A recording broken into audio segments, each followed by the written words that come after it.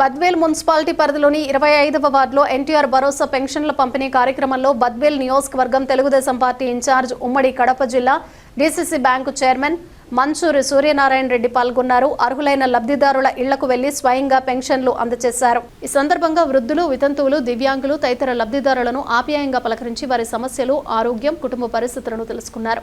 అనంతరం అదే వార్డులో 2 ఏళ్ల కూటమి ప్రభుత్వం సంక్షేమం మరియు అభివృద్ధి ఇంటింటి ప్రచార కార్యక్రమంలో పాల్గొని ప్రభుత్వం అమలు చేస్తున్న తల్లికి వందనం, స్త్రీ శక్తి, అన్నదాత సుఖీభవ, దీపం 2, ఎన్టీఆర్ భరోసా తదితర పథకాలపై ప్రజలకు అవగాహన కల్పించారు. అలాగే స్థానిక ప్రజల సమస్యలు అడిగి తెలుసుకున్నారు.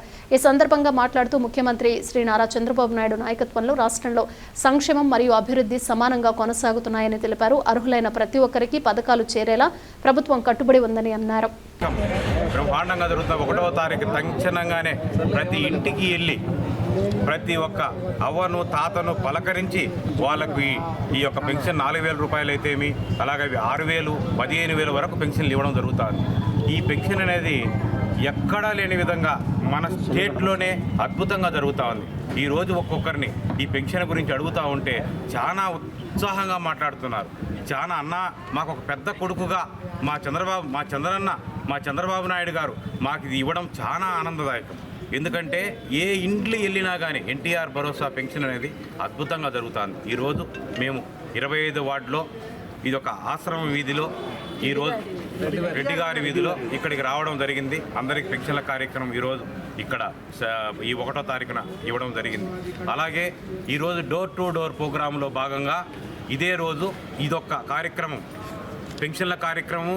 దాని తర్వాత కంటిన్యూగా ఈ యొక్క డోర్ టు డోర్ ప్రోగ్రాం వెళ్ళి మా కూటమి ప్రభుత్వం చేసిన సంక్షేమము కానీ అలాగే అభివృద్ధి పైన మేము ప్రతి ఒక్క ఇంటికి వెళ్ళి ఏమి సమస్యలు ఉన్నాయి, ఎలా అభివృద్ధి పథకాలు, మా అభివృద్ధి ఎలా ఉంది, మా సంక్షేమం ఎలా జరుగుతూ ఉంది అని ప్రతి ఒక్క ఇంటికి వెళ్ళి వారి యొక్క అన్నీ కూడా మేము వారు చెప్పిన సలహాలను కానీ వాళ్ళ సూచనలు కానీ తీసుకొని ముందుకు సాగుతున్నాము.